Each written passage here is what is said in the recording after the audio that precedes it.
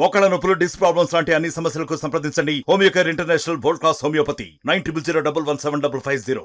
తప్పకుండా రాష్ట్రంలో బస్సులని ఎలక్ట్రిసిటీతో నడిచే విధంగా చర్యలు తీసుకుంటామని ఆయన చెప్పడం జరిగింది. వచ్చే కొన్ని రోజుల్లోనే కేంద్ర ప్రభుత్వంతో మాట్లాడి వచ్చే 5 సంవత్సరాల్లో తప్పకుండా మన రాష్ట్రంలో ఎలక్ట్రిక్ బస్సులు తీసుకొని వస్తే సంస్థ యొక్క లాభాలు అయితేనే ఇక్కడ ఉన్న నష్టాలు పూడ్చేదానికి చాలా సౌకర్యంగా ఉంటుందని మీ అందరి ముందు తెలియజేసుకుంటున్నాం. ఇంకొకటి చెప్తున్నాం, ఎందరో కార్మిక సోదరులు ఉన్నారు.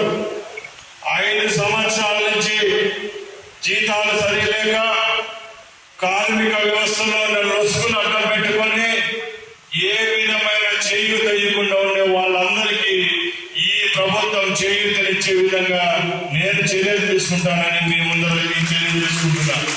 సోదరులారా, మీరు కూడా గమనించాలి. కాంట్రాక్ట్ బేస్ ఉద్యోగం అంటే ఏదో మీరు తెలుసుకోవాలి. ఫస్ట్ అవుట్ సోర్సింగ్ ఉద్యోగం అంటే ఏదో తెలుసుకోవాలా, పర్మనెంట్ ఉద్యోగం అంటే ఏదో తెలుసుకోవాలా. ప్రభుత్వం ముందు ఏ డిమాండ్ పెడితే అది ప్రభుత్వం తీర్చగలుగుతుందా తీర్చలేదు అనేది కూడా మనం ఒకసారి ఆలోచించాల. మన కుటుంబంలో కూడా మన తల్లిదండ్రుల దగ్గరికి పోతాం, వాళ్ళకు మన మీద ప్రేమ ఉంటుంది.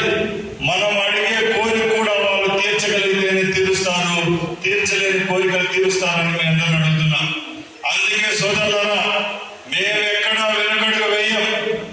ఏ కోరికలైతే మీకు మీ కుటుంబాలకు సంతోషంగా ఉంటారో ఆ విధమైన డిమాండ్ కూడా మేము రాబోయే కాలంలో పరిష్కరించేదానికి సిద్ధంగా ఉన్నాము. ఇప్పుడు చాలా మంది సోదరులు చెప్పారు, మాకు 1వ తేదీకి జీతాలు సరిగా ఇవ్వడం లేదు, హెల్త్ ఇన్సూరెన్స్ లేవు, అలాగే భద్రత అనేది కూడా కష్టంగా ఉందని చెప్తున్నారు. దానికి రాబోయే 5 సంవత్సరాల్లో తక్షణమే ఇప్పటి నుంచి స్టార్ట్ చేస్తున్నాం.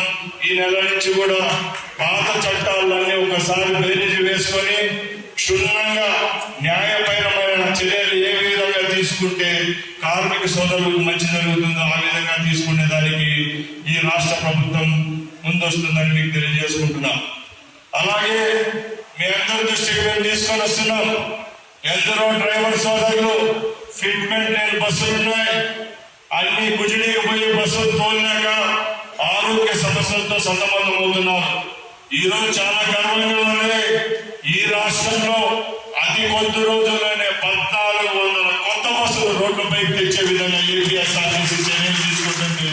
మరిన్ని వీడియోస్ కోసం ఛానల్ ని సబ్స్క్రైబ్ చేయండి, లేటెస్ట్ అప్డేట్స్ కోసం వాట్సాప్ ఛానల్ ని ఫాలో చేయండి అండ్ లింక్ డిస్క్రిప్షన్ లో ఉంది.